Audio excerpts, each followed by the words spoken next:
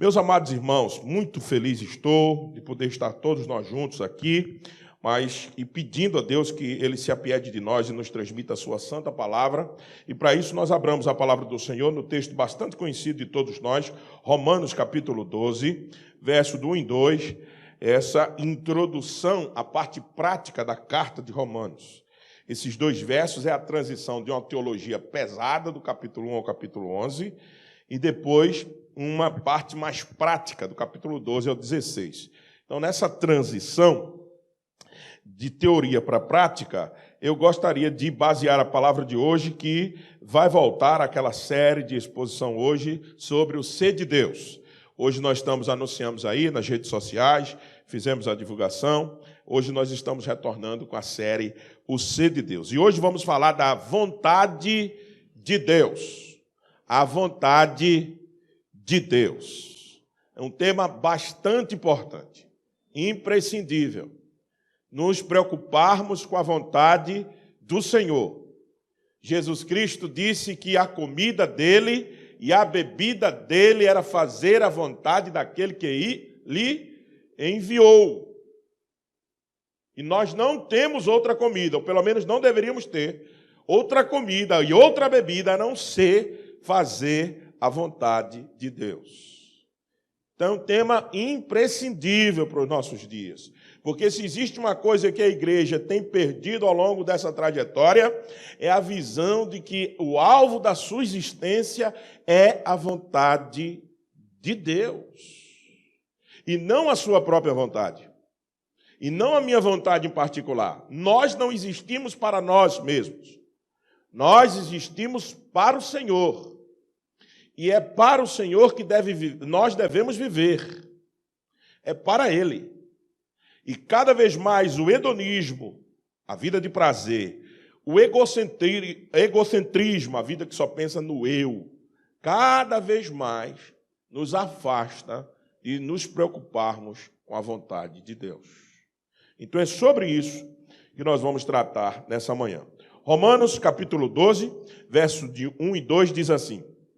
Romanos 12, verso 1 e 2 diz assim: Rogo-vos, pois, irmãos, pelas misericórdias de Deus, que apresenteis o vosso corpo por sacrifício vivo, santo e agradável a Deus, que é o vosso culto racional. Então vos conformeis, e não vos conformeis com este século, mas transformai-vos pela renovação da vossa mente. Para quê? Qual é o fim da santificação? Qual é o fim da não conformação com este mundo? Experimentar qual seja a boa, agradável e perfeita vontade de Deus.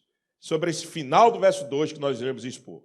Mas perfeita, agradável, boa, agradável e perfeita vontade de Deus. Deus é um ser pessoal. E como um ser pessoal, como toda pessoa que existe, logo tem a sua vontade. Nenhum ser que é pessoal, dotado de personalidade, não deixa de ter a sua própria vontade. Existem vários aspectos da vontade de Deus expostos nas Escrituras Sagradas. Como por exemplo, sua vontade relacionada ao seu plano de ação. Aquilo é a vontade de Deus planejada. A gente chama isso na teologia dos seus decretos. Aquilo que ele decretou que vai existir até a consumação dos tempos. Isso é a vontade de Deus decretada, a vontade de Deus planejada. Ele sabe como vai começar, ele soube como começar e sabe como vai terminar. Isso é a vontade de Deus organizada, planejada, os seus decretos. Não é muito sobre esse aspecto que nós gostaríamos de tratar nessa manhã. Também há um outro aspecto que a vontade de Deus é exposta nas Escrituras. A vontade como desejo dele de como as coisas deveriam ser. Não é que elas são. Por exemplo, o pecado não é da vontade de Deus, mas ele existiu e continua existindo na raça humana, apesar dele já ter dado remédio para esse pecado e vai aniquilá-lo. Então, Deus tem uma vontade na qual ele gostaria que as coisas fossem como elas são, e por causa da nossa queda, elas, não é que ela fugiu do seu controle, não é isso que nós estamos dizendo, mas elas não estão de conformidade com a sua vontade. Nesse sentido, é onde a vontade de Deus, por causa do pecado, pode ser, na forma relacional das coisas, um tanto quanto contrariada, mas jamais descontrolada. A vontade de Deus sempre está no controle de todas as coisas. E um outro aspecto, que também nós não vamos falar sobre ele, é o aspecto do prazer de Deus. Você já viu, a gente diz assim, né? Rapaz, eu estou com a vontade de tomar um sorvete por causa desse calor. É o desejo, é o prazer de tomar aquele sorvete porque está calor, né? Então Deus também tem o seu prazer, o prazer dele, a vontade dele relacionada a prazer. Ele gosta também das coisas, ele quer também que as coisas sejam feitas da maneira como ele gosta, como ele sente prazer. Porém, nós não podemos, numa mensagem dessa, que seria tema para muitas, expor todos esses aspectos. Nós vamos nos concentrar naquele aspecto principal da vontade de Deus. É a sua vontade relacionada com ele mesmo, mas com as suas criaturas. Como é que ele se relaciona a vontade dele para com as suas criaturas? É nesse sentido que nós vamos trabalhar. E nesse aspecto, a vontade de Deus é a perfeição do seu ser, pela qual, num ato só simples, ele dirige a si mesmo e todas as coisas criadas. É esse aspecto que nós gostaríamos de ver. E é nesse aspecto que a gente diz que a vontade de Deus é a causa da existência de todas as coisas. É porque ele quis que nós existimos. É porque ele quis que todas as coisas foram criadas. É porque sua vontade aprove a sua vontade ele criar dessa maneira. Um mundo cheio de cor, cheio de sons, multigraça, multiforma da graça de Deus, estampada na criação. É nesse sentido que a gente diz que a sua vontade é soberana. Soberana, absoluta. E é nesse aspecto dessa perfeição que a gente gostaria de tratar nesta manhã. A vontade, nesse sentido, ela faz parte daqueles atributos que ele comunicou na hora que nos criou. A gente chama isso de atributo comunicável na teologia. É o seguinte, é aquilo que ele passou na hora que ele nos criou. Por isso que nós temos vontade, porque ele passou a vontade na hora que nos criou. Mas esse aspecto específico da vontade é o que a gente chama daqueles atributos de governo, de controle. É com a vontade que ele controla, é com a vontade que ele criou, é com a vontade que ele mantém, é com a vontade que ele cuidará de todas as coisas. É a vontade de Deus que é a base do seu governo, da sua soberania. Tudo existe por causa da vontade dele. Tudo. E todas as coisas foram criadas por meio da sua vontade. Ouça o Salmo 135, verso 6. Diz assim: tudo quanto aprouve, ou tudo quanto quis o Senhor, ele o fez, nos céus e na terra, no mar e em todos os abismos. Salmo 135, verso 6. Salmo 135, verso 6. Veja que o Salmo declara que todas as coisas fez como lhe aprouve, como ele quis, como ele desejou. Ninguém disse assim: ó Senhor, dá para o Senhor pintar o oceano de azul que fica mais bonito. Nos céus, para não ficar aquele chapadão, velho feio, o Senhor bota umas nuvenzinhas lá. Isaías, profeta, diz: onde estava o conselheiro do Senhor? Quem foi que deu a ele para ele que venha ser restituído? Onde estavam os homens quando ele estava sentado no fundamento da terra, na redondeza dos céus, do universo? Onde é que estava o homem? Isaías pergunta, 41, a partir do verso 12. Ninguém disse a ele: faça assim, mude aqui. Olha, faça o seguinte, bote o canarinho, o pássaro da cor amarela, o canário, né? Da cor amarela, e que ele saiba cantar o hino do Brasil. Ninguém disse isso a ele. Ninguém disse. Daniel capítulo 4, verso 35 diz assim: todos os moradores da terra são por eles reputados em nada. E segundo a sua vontade, ele opera com o exército dos céus e dos moradores da terra. Não há quem lhe possa deter a mão, nem dizer: que fazes?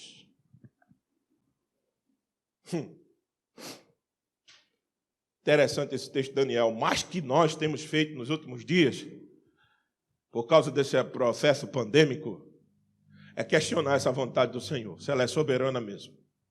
Mas que muitos têm feito, inclusive dentro da igreja, é dizer assim: o que é que estás fazendo? Que fazes, Deus? Que não intervém nesse quadro? Que não dissipas este vírus?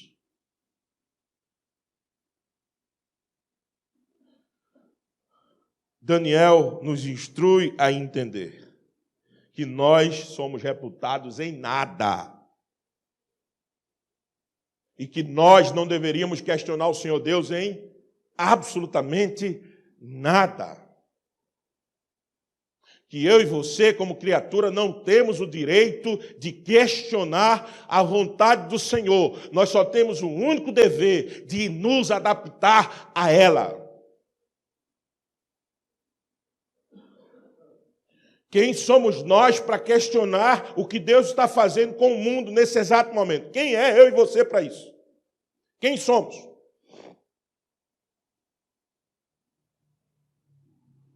Existe uma vontade secreta, e é por isso que a gente não entende muitas vezes, e outra vontade que foi revelada.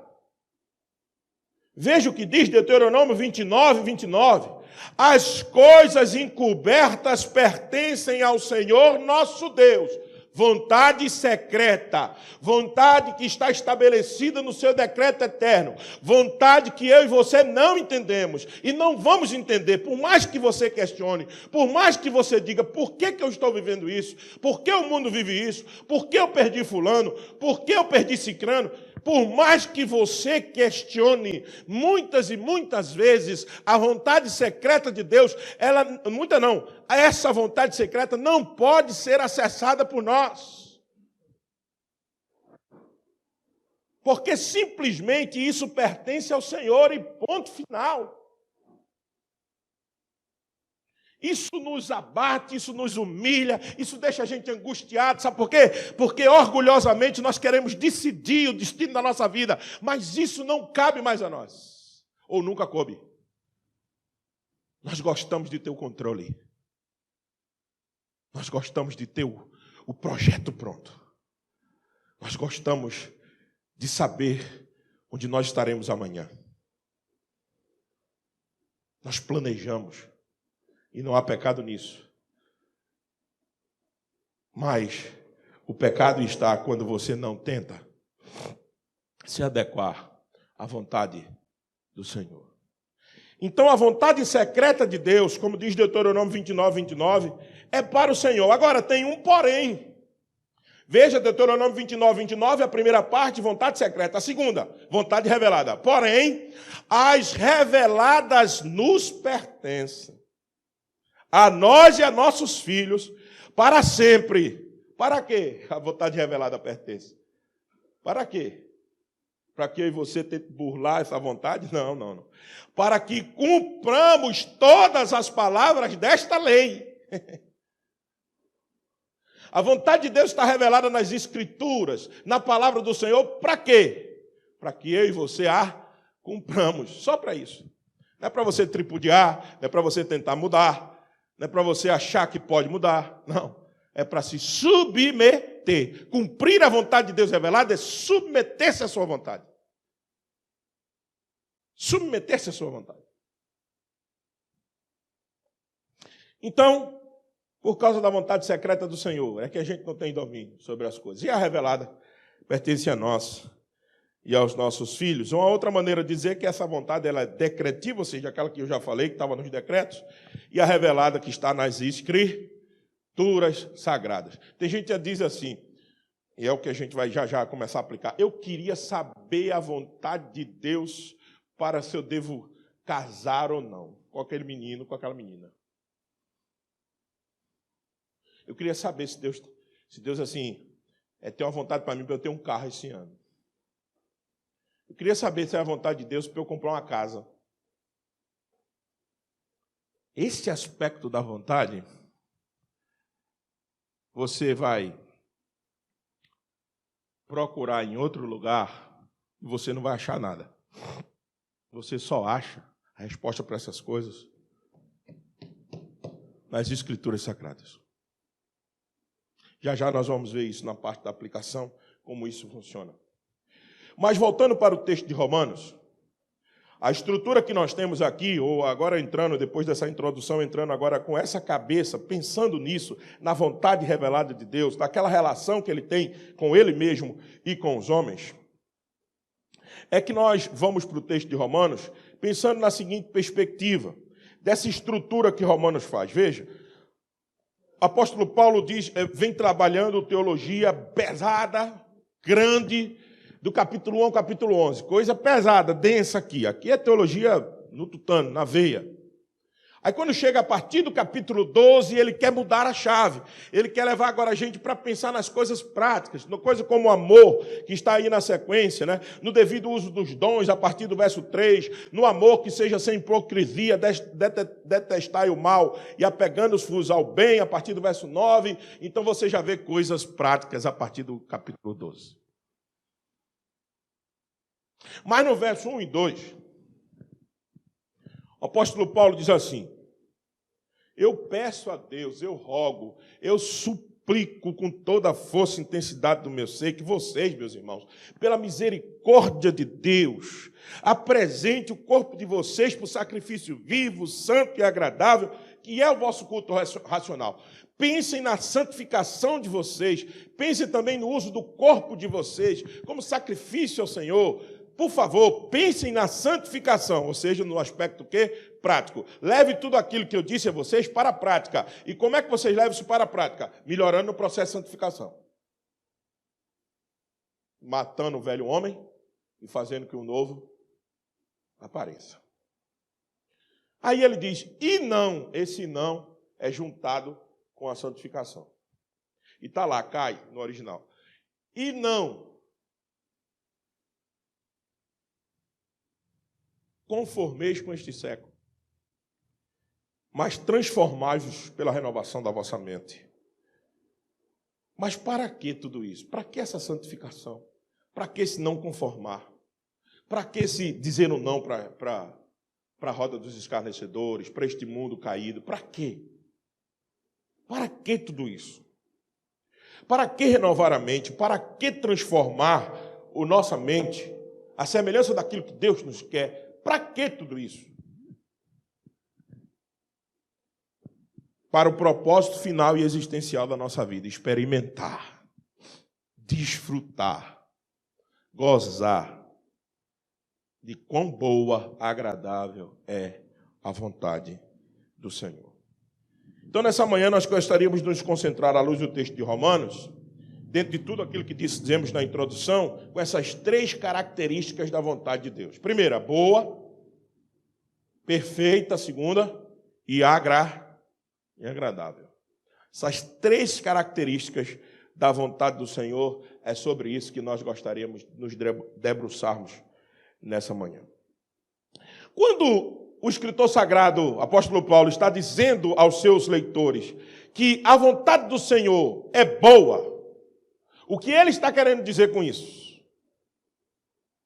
Necessariamente, à luz de tudo aquilo que é revelado nas Escrituras, a expressão sempre boa, se lembra Lembra-se de quando nós estudamos que a bondade do Senhor, lembre, volte a cabeça, é a ausência absoluta de qualquer aspecto de maldade.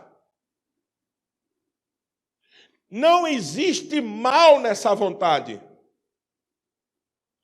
É completamente a ausência do mal.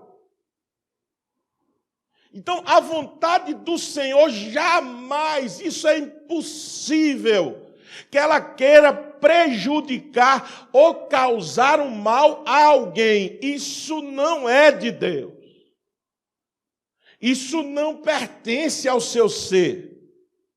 Isso é ir contra a sua bondade, que ele é essencialmente bom. Lembra-se do jovem rico.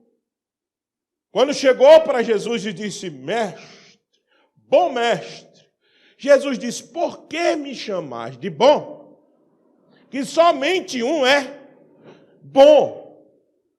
Somente um é essencialmente bom. Somente um é inteiramente ausente de mal. Meus irmãos, nós temos uma pressa de ligar essas coisas com soberania de Deus. E fazer confusão na nossa cabeça. Quando o pastor está aqui tentando expor, dizer que a vontade do Senhor é boa, logo a gente pensa, e as misérias do mundo? É ou não é assim? E as maldades que acontecem por aí, pastor? Então esse Deus não é soberano? Porque se a vontade dele é essencialmente boa, e coisas mais acontecem no mundo, nós temos um problema. Como equacionar essa vontade com a maldade que acontece no mundo? Das duas, uma, diz o advogado do diabo. Ou esse Deus não é soberano, porque se é a vontade dele que controla tudo, o senhor acabou de dizer. Ou esse Deus não é soberano, diz o advogado do diabo. Ou essa vontade não tem nada de boa. Nadinha de boa. De jeito nenhum.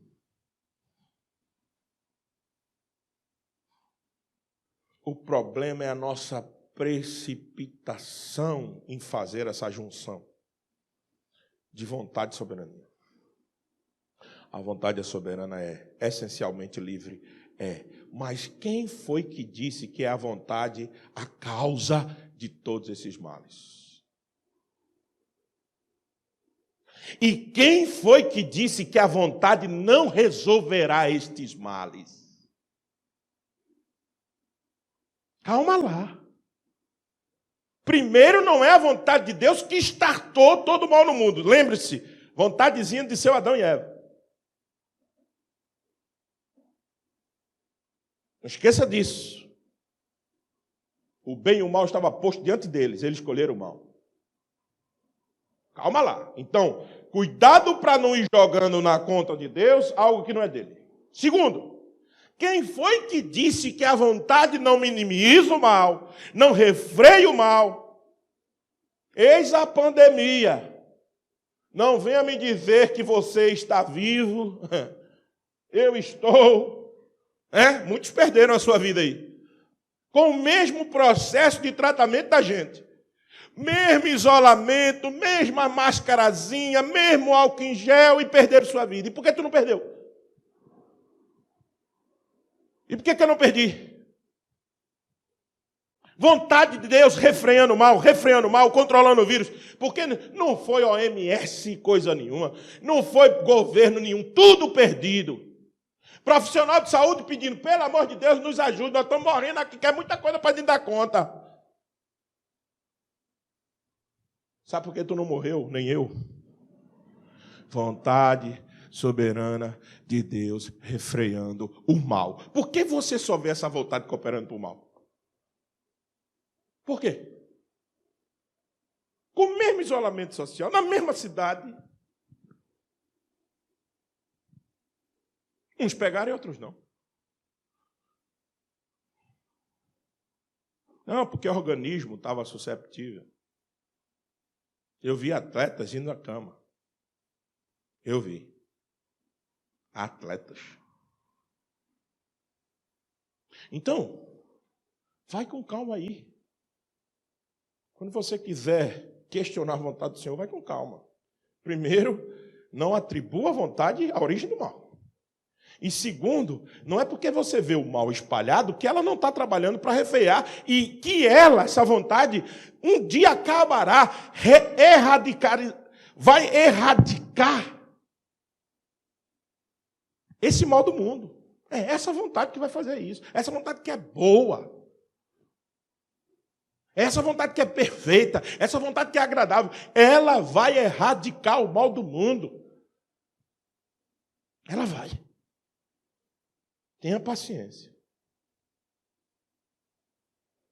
Então, por isso que o escritor sagrado diz, ela é boa, sim, Senhor.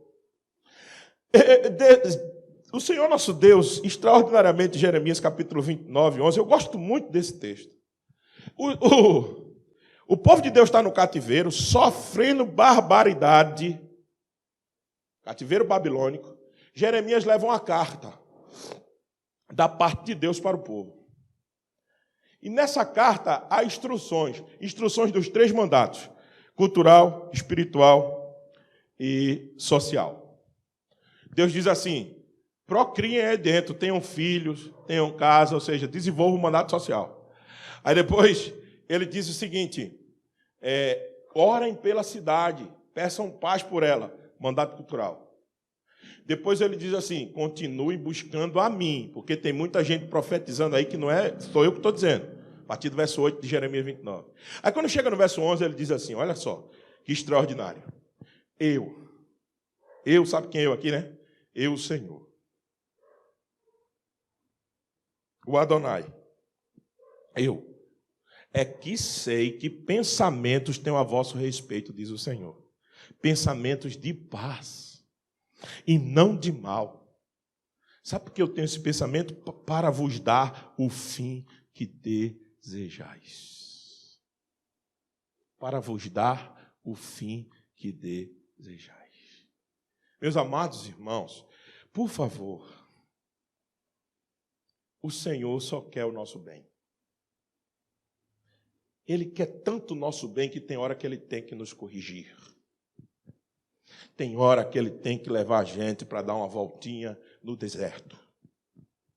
Tem hora que Ele tem que pegar o seu povo e fazê-lo cirandar sem ver uma direção para frente, mas dando voltas no deserto por 40 anos. Tem hora que o Senhor tem que fazer isso, porque Ele nos ama e Ele quer só o nosso bem. Porque se Ele deixasse por nossa própria vontade, a nossa sim é mal, nós nos perderíamos. A dele é tão boa que Ele tem só pensamento bom a nosso respeito. Tão bom esses pensamentos que às vezes Ele tem que nos corrigir. O segundo aspecto da vontade do Senhor é que ela é perfeita. Absolutamente perfeita. O escritor sagrado está querendo dizer o que com isso? Como o seu ser, e como o ser pessoal, ele é eterno, infinito, imutável, tudo isso se traduz também na sua vontade. Ela é perfeita no seguinte, que ela é eterna, infinita, imutável, ela é perfeita nesses aspectos. Tudo quanto Ele quer, Ele faz como produto da sua santa vontade perfeita. Ela é tão perfeita, ela é tão perfeita, ela é tão imutável, que Ele diz, Ele cumpre. Ela não muda. Ela é tão assim que hoje, agora, enquanto nós estamos aqui na terra o glorificando, tem miríades, milhares de anjos dizendo assim, juntos com os 24 anciões, a igreja do Velho Testamento, a igreja do Novo, 12 tribos, 12 apóstolos, os 24 anciões, agora nesse exato momento, em Apocalipse capítulo 4, verso 11, estão dizendo assim, Tu és digno, Senhor e Deus nosso, de receber a glória, a honra e o poder, porque todas as coisas tu criastes, sim, por causa da tua vontade, vieram a existir e foram criadas. Aleluia. Ele recebe essa adoração agora, na terra e no céu.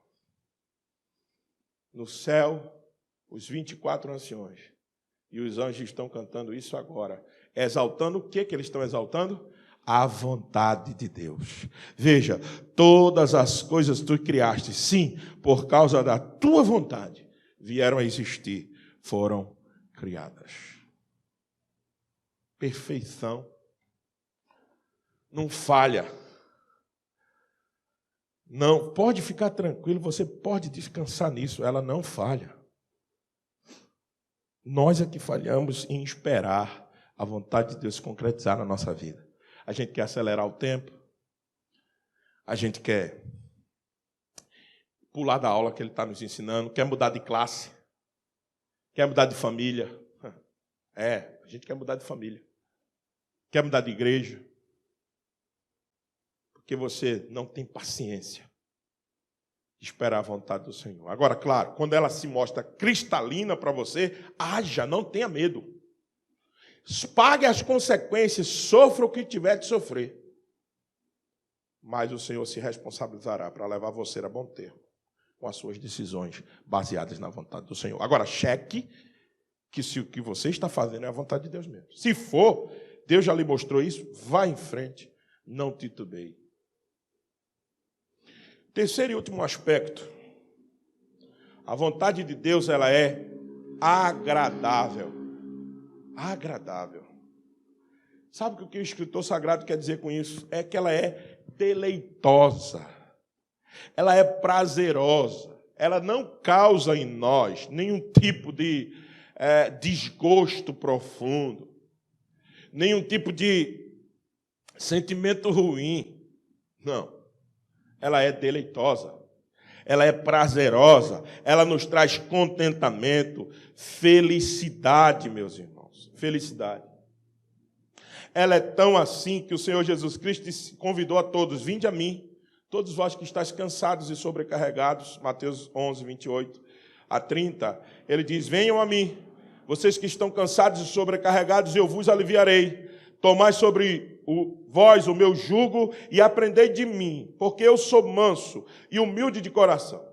E achareis descanso para vossas almas, porque o meu jugo é suave, o meu fardo é leve. O que vocês têm que fazer quando me seguem deve ser prazeroso. Eu disse domingo passado sobre os princípios do reino, não domingo passado, retrasado, que um dos princípios do reino é alegria, é felicidade, é satisfação. Crente carrancudo, crente que só faz murmurar, está entendendo a perspectiva da providência e da vontade de modo equivocado. Está entendendo errado. Vida cristã tem que ser vida prazerosa, deleitosa, agradável. Alguma coisa pode estar impedindo você de viver isso. Aí é um problema que você tem que retirar da sua vida, resolver. Mas vida cristã não. Vida cristã é para ser, a vontade do Senhor, ela se manifesta agradável a nós. Tanto é que Lamentações, capítulo 3, versos 22 ao 33, rapidamente ele diz assim, as misericórdias do Senhor são a causa de nós não sermos consumidos, porque as suas misericórdias não têm fim. Renovam-se a cada manhã e grande é a sua fidelidade. A minha porção é o Senhor, diz a minha alma. A minha alegria está no Senhor, a minha porção é o Senhor. E veja o verso 25, bom é o Senhor para os que esperam por Ele, para a alma que o busca. Bom mesmo, feliz, deleitoso, agradável é guardar a salvação do Senhor, e isto em silêncio. Bom é para o homem suportar o jugo da sua mocidade. Assente-se solitário e fique silêncio, porquanto esse jugo Deus pôs sobre ele. Põe a boca no pó, talvez ainda haja esperança. Dê a face ao que te fere, Farte-se de afronta. Sim, o Senhor não rejeitará você para sempre, não. Pois, ainda que se entristeça a alguém, usará ele de compaixão, segundo a sua grandeza das suas misericórdias, porque não aflige, nem entristece de bom grado os filhos dos homens. Não, ele não tem prazer na maldade. Não é isso. Pisar debaixo dos pés a todos os presos da terra. Até o verso 33. Porque não aflige e nem se entristece de bom grado aos filhos dos homens. A sua vontade não é entristecer-nos. Pelo contrário, a sua vontade é nos agradar. A vontade do Senhor é nos trazer deleite. Mesmo que a gente tenha que ficar em silêncio algumas vezes, com a boca no pó, sofrendo. Mesmo nesses tempos, o Senhor nos tirará desse opróbrio, porque a sua vontade é perfeita e agradável. Ao invés, meus irmãos, de viver em conformidade com este mundo e com os conceitos dele, nós somos chamados pelo apóstolo Paulo a não nos conformar, a ter uma mentalidade revolucionária mesmo, a ter uma mentalidade revolucionária no sentido de dizer assim, nós não nos conformamos com aquilo que são nos dado, sem nenhum tipo de envolvimento crítico, não. Nós vamos questionar, nós precisamos questionar, nós precisamos colocar o mundo à luz das Escrituras e dizer, está errado. E se manifestar de forma contrária. Para quê? Para que a gente experimente essa boa, perfeita e agradável vontade do Senhor. Muito bem.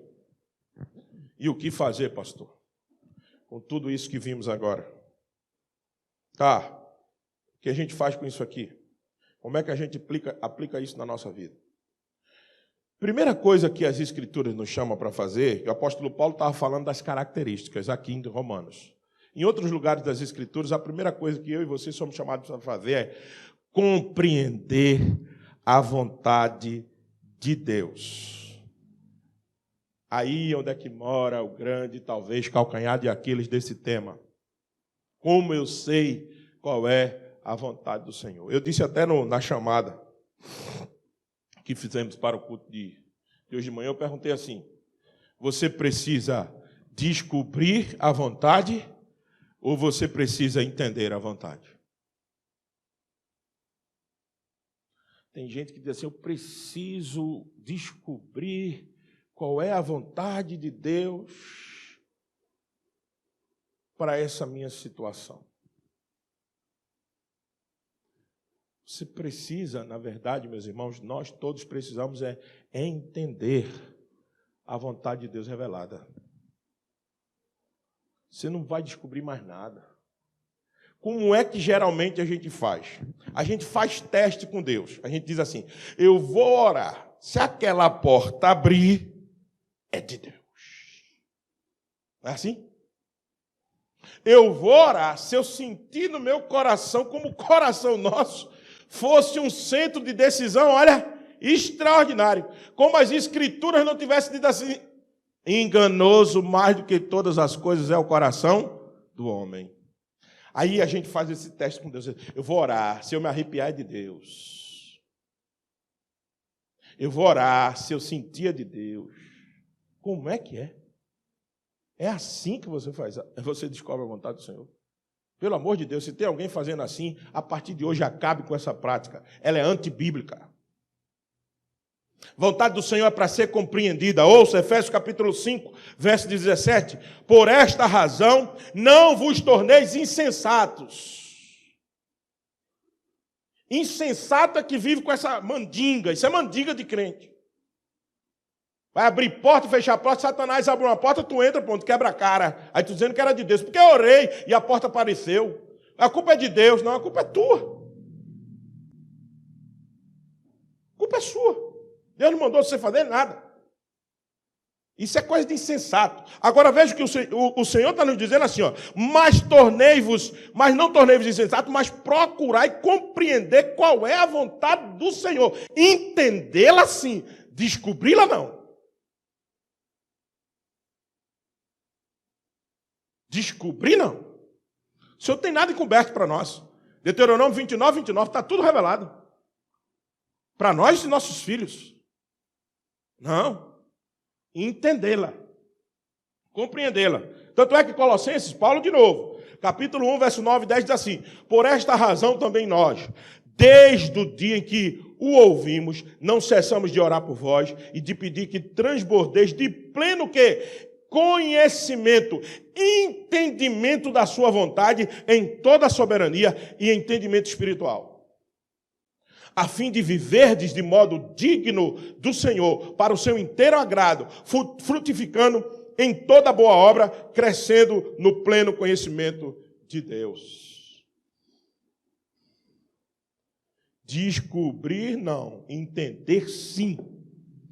Veja que o final é: entenda a vontade em toda a sabedoria e entendimento espiritual. Final do verso 9.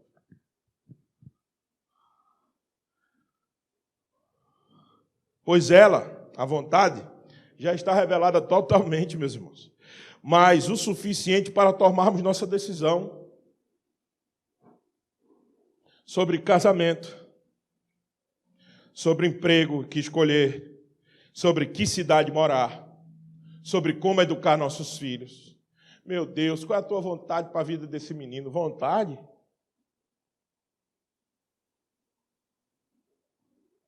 Para a vida do menino? Expõe as escrituras para ele. Isso é a vontade de Deus que um pai tem que fazer com o filho. Namoro. Ei, jovem. Namoro cristão não é algo, primeiro, não é algo nem... Sei que eu posso apanhar dizendo isso aí, não tem problema. Namoro cristão não é algo nem previsto nas Escrituras. Viu? Pega o texto bíblico e me prove isso. Namoro é uma invencionice ocidental. Quero saber onde tem a palavra namoro nas Escrituras. Aí você já está entendendo a vontade do Senhor. Qual é a vontade do Senhor, então, para o namoro, pastor?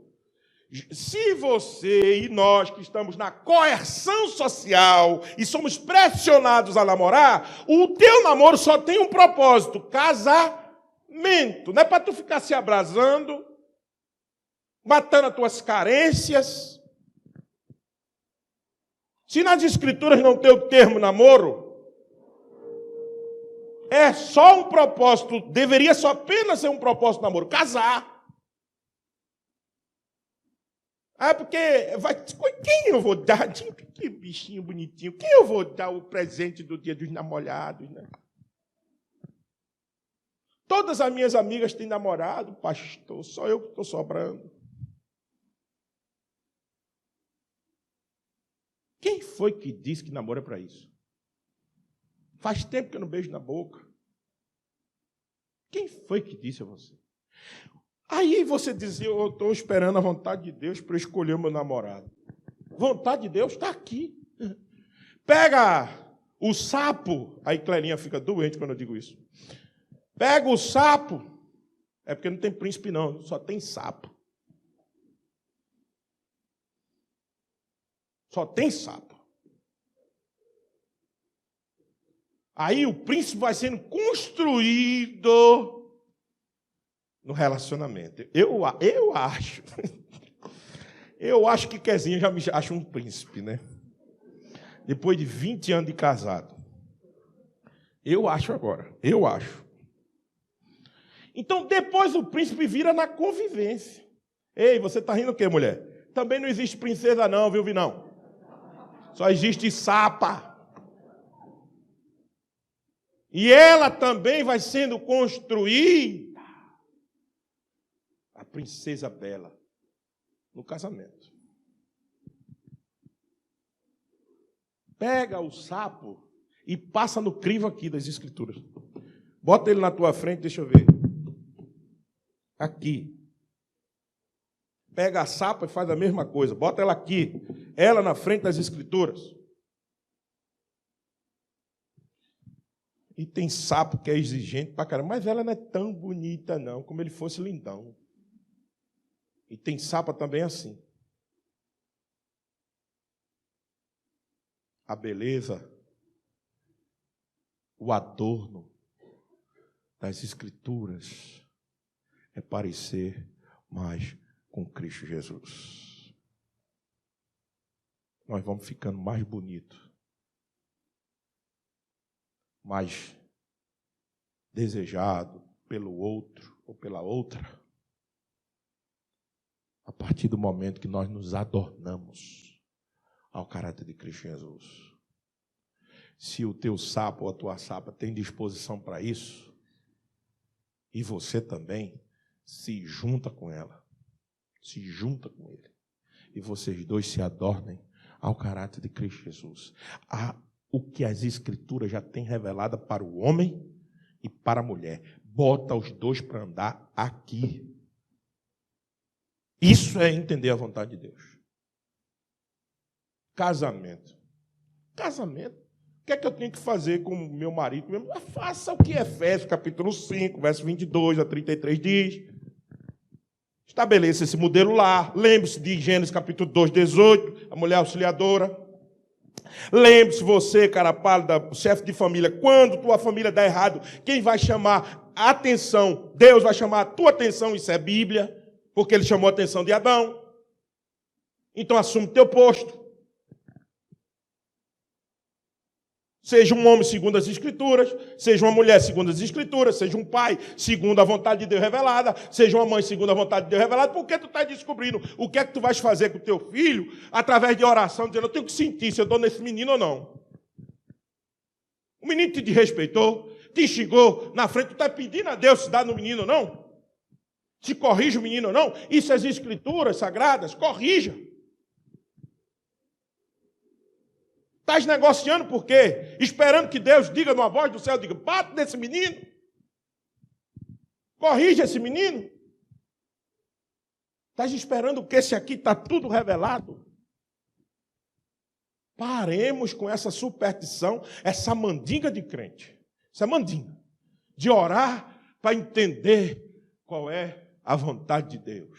Como Deus não tivesse revelado nada na sua palavra. Isso é preguiça. Preguiça de sentar e dizer, eu vou achar aqui. Vou perguntar ao pastor, nós vamos ter sessão com o pastor de estudo, eu não sei, meu casamento está uma desgraça, mas eu quero ele aqui. Meu filho está impossível, mas eu quero ele tratado por aqui. Eu não sei que casa comprar, se eu moro nessa cidade, se eu mudo de lugar, não interessa. Aqui. Aí você quer que o quê? Aí, sabe qual é o problema? Que a gente tem a nossa vontade, quer que a nossa vontade seja feita, aí a gente bota a culpa na vontade de Deus. Não, Deus me disse, Deus me falou no meu coração. Primeira coisa é anule completamente a sua vontade, para que a vontade de Deus seja estabelecida. Pastor, para a gente encerrar, vou ser bem rápido agora, já estou acabando. Pastor, então veja só. Como saber, então, essa vontade de Deus na prática? Tudo bem, o senhor colocou aqui, nos dá ajuda aí, pastor. Nos ajuda aí para a gente melhorar isso. Primeiro, se for para glorificar a Deus, Deus está dentro. Se não for para glorificar a Deus, Deus está fora. 1 Coríntios capítulo 10, verso 31. Portanto, quer comais, quer bebais, ou façais outra qualquer coisa, fazei tudo para a glória de Deus. Vai casar, vai namorar, vai comprar um carro, vai fazer não sei o quê, é para a glória de Deus, Deus está dentro. Se não for para a glória de Deus, ele está fora. Segundo, se for bom para você e não lhe escravizar, presta atenção, se for bom para você e não lhe escravizar, Deus está dentro. Agora, se não for bom para você e vai lhe escravizar, Deus está fora. Veja, 1 Coríntios capítulo 10, verso 23. Todas as coisas são lícitas de você fazer, mas nem todas as convêm. Todas são lícitas, mas nem todas edificam. Presta atenção nisso. 1 Coríntios 10, 23. Segundo, 1 Coríntios, segundo texto, 1 Coríntios 6, 12. Todas as coisas me são lícitas, mas nem todas me convêm. Todas as coisas me são lícitas, mas eu não me deixarei dominar por nenhuma delas. não deixarei me escravizar por nenhuma delas. Vai fazer alguma coisa que vai te escravizar? Deus não está nisso, não. Vai fazer alguma coisa que vai te prender, te amarrar? Deus não está nisso, não. Terceira coisa. Então, primeiro, não esqueça, se vai glorificar a Deus. Segundo, se vai ser bom para você e não lhe escravizar, Deus está dentro. Terceiro, se não vai prejudicar ninguém, Deus está dentro. Se não vai prejudicar a ninguém, Deus está dentro. 1 Coríntios capítulo 10, verso 33. Assim como também eu procuro em tudo ser agradável a todos, não buscando o meu próprio interesse, mas o interesse de quem? Para que muitos sejam salvos. Pega essas 3 regrinhas e guarda no teu coração. Espera aí, o que eu vou fazer vai glorificar a Deus, é vontade de Deus. O que eu vou fazer vai ser bom para mim, não vai me escravizar, é vontade de Deus. E o que eu vou fazer não prejudica ninguém, é vontade de Deus. Deus está dentro. E o último exemplo, o grande exemplo disso, é o Senhor Jesus Cristo. Jesus é um exemplo de fazer a vontade de Deus. João capítulo 4, verso 34. Disse-lhes Jesus: a minha comida consiste em fazer a vontade daquele que me enviou e realizar toda a sua obra. No Senhor Jesus, nele nós podemos fazer a vontade de Deus, não por nós mesmos. Não, porque você está em queda e eu também, apesar de já termos o Espírito Santo dominando na nossa vida. Mas para eu não ter uma mensagem aqui legalista, para eu não dizer que você tem que fazer, e você não pode fazer. Quem fez já tudo foi Ele. E é por isso que nele, nós podemos, somente nele, nós podemos obedecer à vontade daquele que nos criou. Ele obedece à vontade daquele que lhe enviou. E nós obedecemos à vontade daquele que nos criou. Nele, em Cristo Jesus, nós podemos obedecer à vontade de Deus. E louvado seja o Senhor Jesus por isso. Toda a honra, toda a exaltação por isso. Porque é o que nós vamos ver na ceia agora. Nós vamos praticar a vontade do Senhor na ceia. Porque Ele diz, fazer isso em memória de mim até que Ele venha, diz o apóstolo Paulo. Em 1 Coríntios 11. Então nós precisamos, meus irmãos, fazer todas as coisas para a glória dEle, para o bem da gente e o bem do próximo, para que o Senhor seja exaltado, como Cristo fez. Cristo exaltou o Pai o tempo inteiro, só por isso, porque fazia a vontade de Deus. E eu e você? O que temos que fazer? A vontade do Senhor. Que a nossa comida, a nossa bebida, seja sempre fazer a vontade de Deus. Que Deus, então, nos abençoe. Amém?